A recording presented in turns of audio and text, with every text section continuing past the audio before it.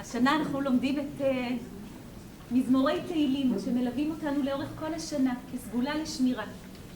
במזמור תהילים למד ג' נאמר שירו לו שיר חדש, היטיבו נגן בתרועה. ורבי משה אלשיך שואל מתי יש שיר חדש בעולם? על הצלע הראשונה של הפסוק שירו לו שיר חדש, מתי זה יקרה בעולם? ועונה היטיבו נגן בתרועה. כשאנשים יעשו תרועה, יעשו רעות בעולם. כל פעם שאנשים עושים ועושות רעות בעולם, יש בעולם שיר חדש. אפשר ממש לשמוע את זה. אני חושבת על כל האנשים פה שהקולות שלהם הם כבר חלק אחד מהשני. אני חושבת על אנשים שלא מכירים אחד את השני, אבל כבר את הקול הם מתחילים להכיר כי הם שרו עכשיו ביחד. ופתאום הם שמעו קול שני ושלישי. אני חושבת על הפעם הראשונה ששמעתי את הגננת שלי שרה איתי. ואני חושבת על הפעם הראשונה ששמעתי את ההורים שלי שרים איתי.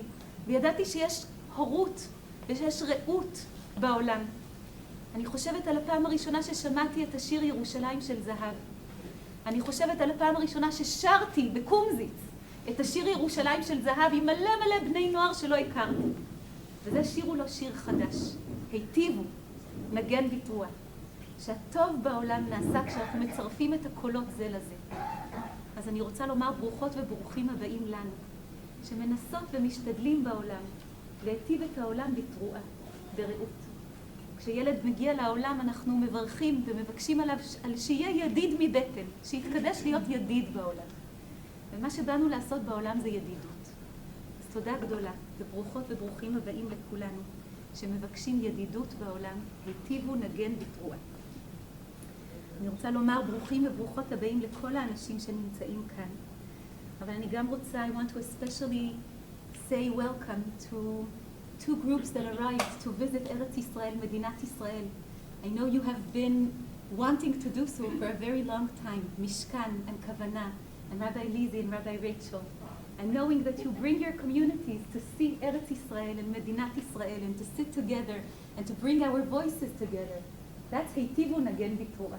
So thank you for bringing us שיר חדש. תודה רבה ושבת שלום. יש פה כל כך הרבה אנשים נפלאים שנמצאים, הרב אבי וטובי שנמצאים פה איתנו, והנכד שלהם שנמצא פה, ושרה שנמצאת כאן איתנו, והרב גורדון טאקר שנמצא פה איתנו בשבת, והרבה אנג'לה, ויש כל כך הרבה רבנים ואני מפחדת להגיד את השמות של כולם, אבל אני רק אגיד שכל כך הרבה מורים ומורות גדולים וגדולות של עם ישראל נמצאים פה, והם עושים שירה, הם עושים שירה בעם הזה. ועל הדבר הזה אני רוצה לומר תודה מקולות מים רבים, ממקהלות מים רבים. וכולנו מקהלה אחת גדולה, שעושה טוב בעולם ומרבה שלום בעולם בעזרת השם. ואני רוצה לומר ברוכים הבאים גם לאב אלברטו ולמשפחה שלך. Welcome to your family that's with us. It's such an honor. תודה רבה ושבת שלום. ולאב בני שנמצא פה איתנו ולחברים שנמצאים יחד איתו, שבת שלום. אני רוצה להודות על הערב שהיה השבוע. הערב שהיה בשותפות בין הקהילות שלנו, כדי לדבר על ילדים של מבקשי מקלט ומהגרי עבודה, ולהודות על הערב החשוב הזה. ואני גם רוצה לומר מזל טוב ויום הולדת שמח לכל כך הרבה אנשים שנולדו השבוע, לסם רוזנפלד היקר שנולד, ולאמרי גלבוע שטרן הקטנטונת שנולדה השבוע, ולדני וייניגר, הרב דני שנולד השבוע, ולומר לכם תודה, תודה, תודה שנולדתם. אי אפשר לשיר שירים חדשים בלעדיכם.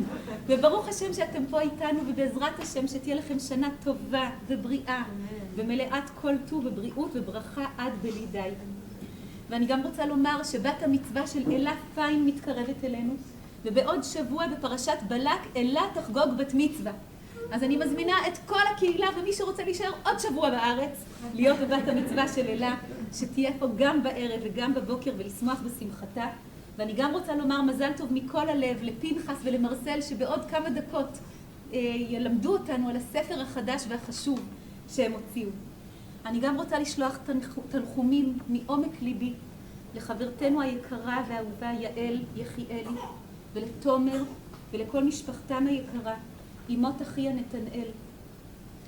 היא יושבת עד מוצאי שבת עד כמה שאני מבינה, וכולם מוזמנים לבוא ולהצטרף אליה ולחבק אותה ולעמוד לצידה בשעות האלה, שעות גם של כאב וגם של אהבה, שעות שמבקשות הרבה יחד. ואני גם רוצה לשלוח תנחומים לעם ישראל. השבוע נפטר אחד המורים הגדולים של עם ישראל, פרופסור דוד הליבני, וייס הליבני. הוא היה אדם גדול, גדול בתורה וגדול באנושיות. ואני רק רוצה לומר שהדרך הכי טובה לזכור אותו זה ללמוד. אז אני מזמינה את כולנו ללמוד, ולזכור אותו דרך הלימוד.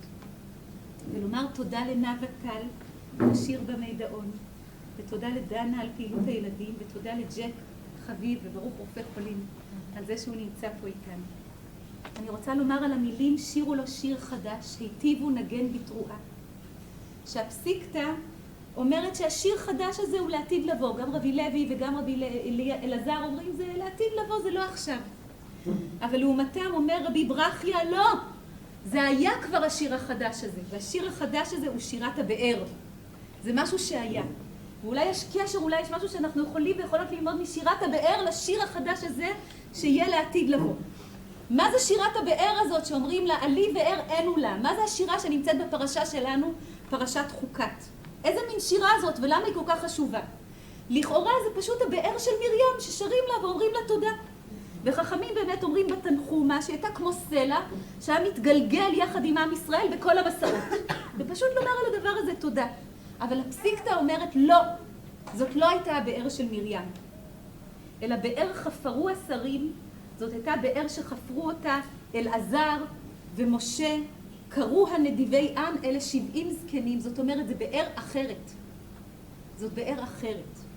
וגם האבן עזרא אומר, זאת הבאר עליה הייתה השירה, הייתה פלא. ואיננה באר מרים לפי דעתי, אלא היא מקום שחפרו ישראל ומידיהם נבקעו המים ובאו עד מעלה. זאת אומרת זאת באר אחרת. ואיך הם חפרו אותה? לכאורה הם חפרו אותה בפשטות עם הידיים, הם ממש חפרו אותה בעומק, הם היו צריכים לחפור באדמה עם עטים ומקושים ולומר תודה שמצאו מים בלב מדבר. אבל התוספתא במסכת סוכה אומרת לא, אלא נשיאי ישראל באו וסובבו אותה ואמרו שירה, עלי באר אין לה. הם שרו לבאר, והבאר בא והמים מבעבעים ועולים. זאת אומרת שהם לא חפרו אותה בידיים, הם חפרו אותה בשירה. הם שרו לה. הם שרו לה והמים עלו למעלה. ויש פעולה כזאת בעולם שיכולה להעלות שיר חדש, ויכולה להעלות תפילה ובקשה, כאילו ממש מבקשים מהבאר, אומרים לה בבקשה תעלי, אנחנו צריכים שתעלי. והנס הגדול הוא שמי שמעלה את הבאר הזאת זאת לא מרים. מרים הנביאה מתה בשני בפרשת חוקת. ואהרון מת בחמישי בפרשת חוקת. ובשישי באה הבאר הזאת. והבאר הזאת היא הבאר של עם ישראל, שנאמר עליה אז ישיר ישראל. זה ישראל שכבר אין לו מרים, וישראל שכבר אין לו אהרון, ואין לו כבר דור שלם של מנהיגים. ופתאום הוא בא קדימה ביחד, ומסתכלים כל הנשיאים אחד על השני, וכל הזקנים והזקנות אחד על השני, וכל הילדים והילדות אחד על השני, וכולם מתחילים לחפור באר, כדי להביא לעולם איזה מים ביחד.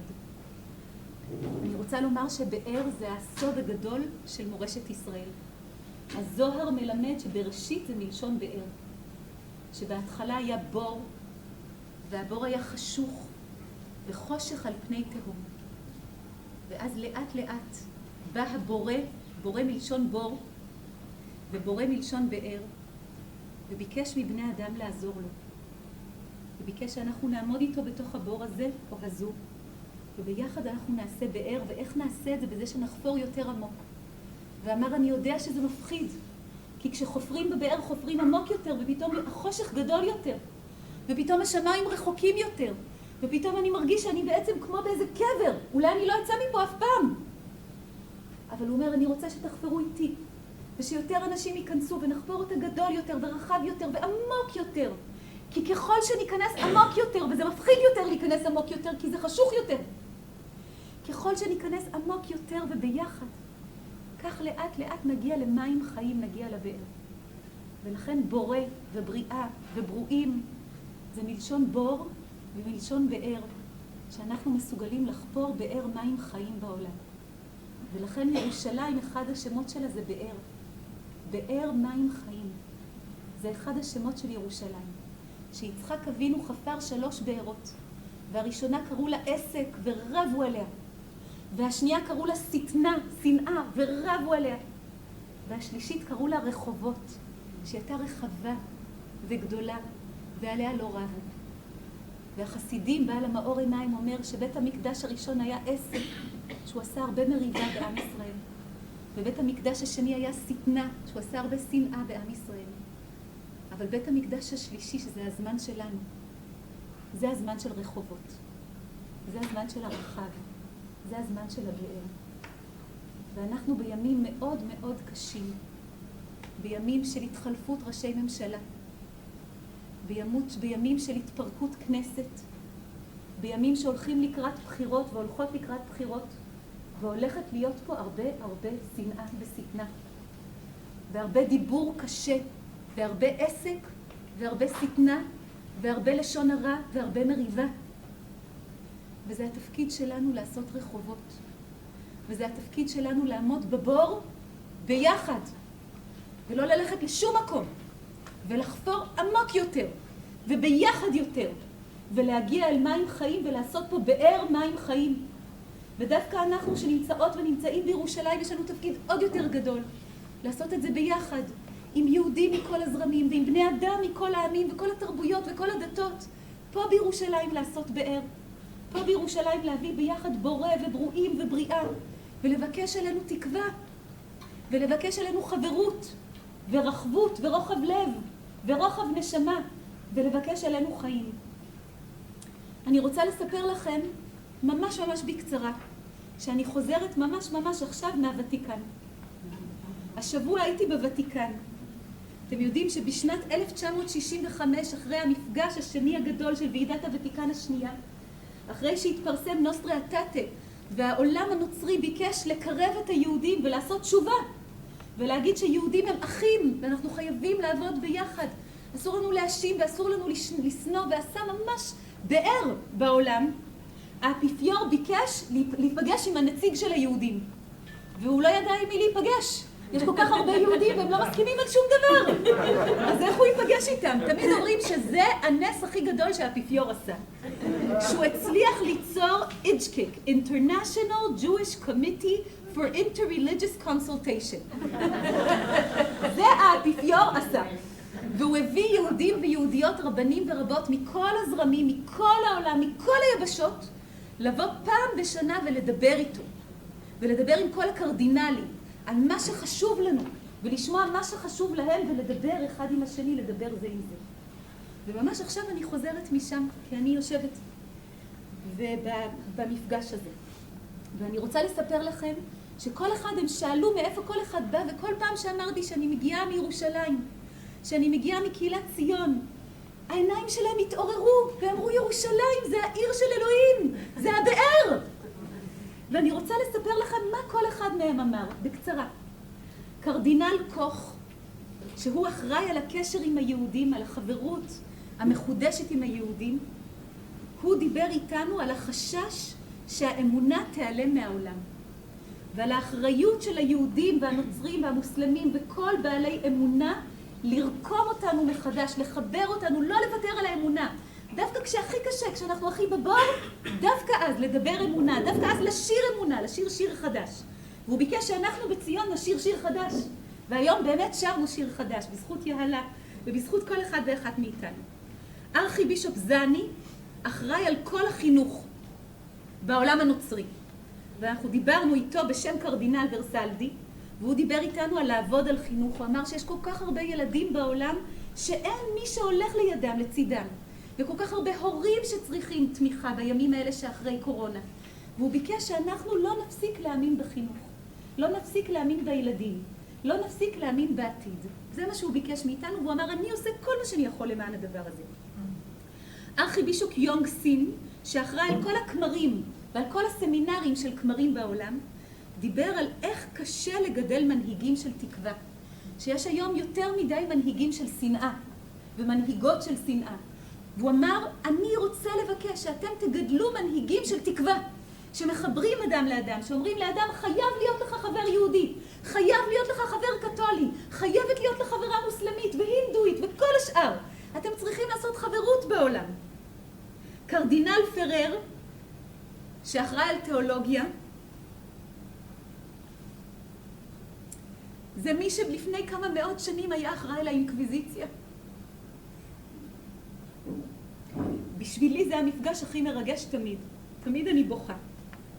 תחשבו מה זה היה להיות ראש האינקוויזיציה. הוא אמר שמה שהכי חשוב לו להגיד זה שלעולם הוא לא ירשה שיסמיכו כומר אנטישם. לעולם. והוא מבקש מאיתנו שלעולם לא נסמיך רב או רבה או רבנית שהם אנשים של שנאה. רק אנשים של חברות וערבות ואהבה. וזה מה שהוא מתחייב ומבקש מאיתנו להתחייב. ארכיבישופ גלגר, שהוא שר החוץ של הוותיקן, אמר שמה שהכי מטריד אותו זה המצפון. שאנשים מפחדים לדבר בשם המצפון שלהם. כי יש מדינות והן עושות את זה בשבילנו. הוא אמר, אני מבקש שתעוררו אנשים, שהמצפון שלהם יהיה ער וערני וחי ועומד כנגד כל עוולה ועומד בעד כל ערבות. קרדינל סנדרי, שאחראי על כל הכנסיות במזרח התיכון ופה בארץ ישראל, כשסיפרתי לו על החברים שלנו, האב אלברטו והאב בני, ודיברתי על הארכיבישופ ודיברתי גם על הבישופ רפיק, אורו עינן. הוא הזמין את עצמו לבוא לכאן. אמרתי לו, בוא, אנחנו רק מחכים לך. והוא לא האמין שיש קהילה שיושבים בה ביחד ולומדים בה ביחד. אמרתי לו, תצבות את עצמך כשאתה תגיע לכאן. והוא הבטיח לי שהוא יבוא בעזרת השם, והוא עוד יושב פה איתנו, והוא מאוד התרגש לדעת שאנחנו מזמינים אנשים ובאים אלינו ואנחנו אליהם. וקרדינל פרולין, שהוא ראש הממשלה בעצם של הוותיקן, דיבר איתנו על אנטישמיות ובכלל על אנטי, שיש עכשיו בעולם הרבה אנטי והרבה ציניות והרבה אינדיפרנטיות ואדישות. וגם דיבר איתנו על חקיקה נגד ברית מילה ונגד כל מיני דברים שחשובים לא רק ליהודים אלא גם ליהודים ולכל מיני אנשים בעולם, ושהוא לא יסכים לזה, לא במשמרת שלו. ודיבר איתנו על השבויים שלנו שנמצאים בעזה, ודיבר איתנו על איך נעשה שלום בעולם ובינינו, ודיבר איתנו על כמה חשוב לו לשבת עם יהודים ולשמוע מה אנחנו צריכים, ושגם אנחנו נשמע מה כל הדתות ובני אדם אחרים צריכים, ונעשה קרבה בעולם. ואני רוצה לומר שאני חזרתי, בכיתי במטוס כל הדרך.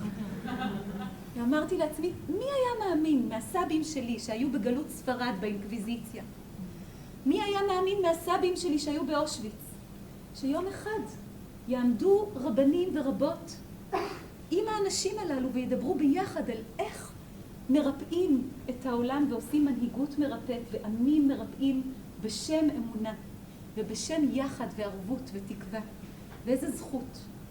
אנחנו עומדים בתוך הבאר ולפעמים היא בור, אבל דווקא כשהיא מרגישה הכי בור, אנחנו צריכים להביא כמה שיותר אנשים פנימה, ואנחנו צריכים לחפור עמוק יותר ולשיר שיר חדש שמביא מים חיים. אז אני רוצה לסיים בדברים שכתב הרב אברהם יצחק הכהן קוק בשנת 1922, כשעדיין לא הייתה מדינת ישראל. הוא כתב את זה בעיתון החרדי, עיתון היסוד. כשבני אדם חופרים באר עמוקה כדי להשיג מים חיים, הקוראים מתייגעים, מי שחופר עייף. בעמל רב הם מגיעים עד לעומק, מגיעים אל המים. אבל לפעמים הייאוש מתגנב ואומר, הלא כבר עבדתם כל כך הרבה ומים לא מצאתם. טוב יותר שתפסיקו ותחדלו מעבודתכם. ואז רבים מעייפי הגוף ועייפי הנפש פורשים. אבל אלה שקשורים בקשרי נשמה עם הבאר שבעתיד, אלה לא יסוגו אחור, ובחירוף נפש ימשיכו את עבודתם. והנה זרם מים פורץ ועולה ושוטף, אבל המים מלוכלכים, דלוחים, ברפש וחול, ולא יצליחו להרוות צמאון. אז שוב תתחלק המחנה לשניים. מחנה אחד אומר, כל יגיעתנו ועבודתנו לשווא, והם הולכים. אבל החלק האחר, בריא וחסון נשמה, הוא אומר, אחים ואחיות, כמה מסוכנת הטעות הגדולה הזו. מדוע אינכם שמים לב? כי רק מפני שעדיין לא הגענו לעומק הרצוי, אלא במרץ אדיר יותר, בכוחות כבירים יותר, נחדש את מפעלנו ונבוא עד עומק הבאר, עד המים הצלולים. זו עבודת הקודש אשר עובדים אנחנו כולנו. ורק אחת נגיד עכשיו, התחזקו הקוראים, הוסיפו להעמיק, ביתר חיל ויתר עומק נעמיק לחפור את באר תחייתנו. והתנועה הלאומית כולה תצא על ידינו, לעיני כל ישראל ולעיני כל עמי הארץ, לחן ולכבוד ולרוממות, ובאר ישראל תפקה את מימיה במהרה בימינו אמן. העולם הזה צריך מים, יש בו יותר מדי אש ושנאה ושריפה, והוא צריך מכבי אש. ואנחנו עם של מכבי אש, ואנחנו צריכים לקחת את התורה ולקחת אחד את השני ולהוסיף אומץ ולהוסיף עומק ולהוסיף אנשים דווקא עכשיו בתקופת הבחירות, ודווקא עכשיו שיש כל כך הרבה שנאה בעולם וקיטוב בעולם, ואנחנו צריכים לעשות בדיוק את הפסוק הזה, שירו לו שיר חדש, היטיבו נגן בתרועה. אנחנו צריכים לשיר שיר שבני ישראל ידעו לעשות אותו באמצע המדבר, והשיר הזה הוא לעשות היטיבו ולעשות תרועה ביחד. אני רוצה לומר תודה לכל אחד מהרבות וכל אחד מהרבנים שעושים תרועה בעולם. אני רוצה לומר תודה לכל אחד מהמנהיגות וכל אחד מהמנהיגים שעושים תרועה בעולם. אני רוצה לומר תודה לכל אחד ממנהיגי האמונה שעושים תרועה בעולם. אני רוצה לומר תודה לכל ילד בעולם. ואני רוצה לומר תודה לירושלים שנמצאת בעולם, ולשבת שנמצאת בעולם, ולתורה ולתפילה. הערב הזה אנחנו עושים שיר חדש. ואני מאחלת לנו שניקח את השיר איתנו עמוק בלב, והוא ילווה אותנו בימים הבאים, לחפור יותר לעומק, בתרועה, עד שנגיע למים חיים, עד שנגיע בעזרת השם לעומק הבאר.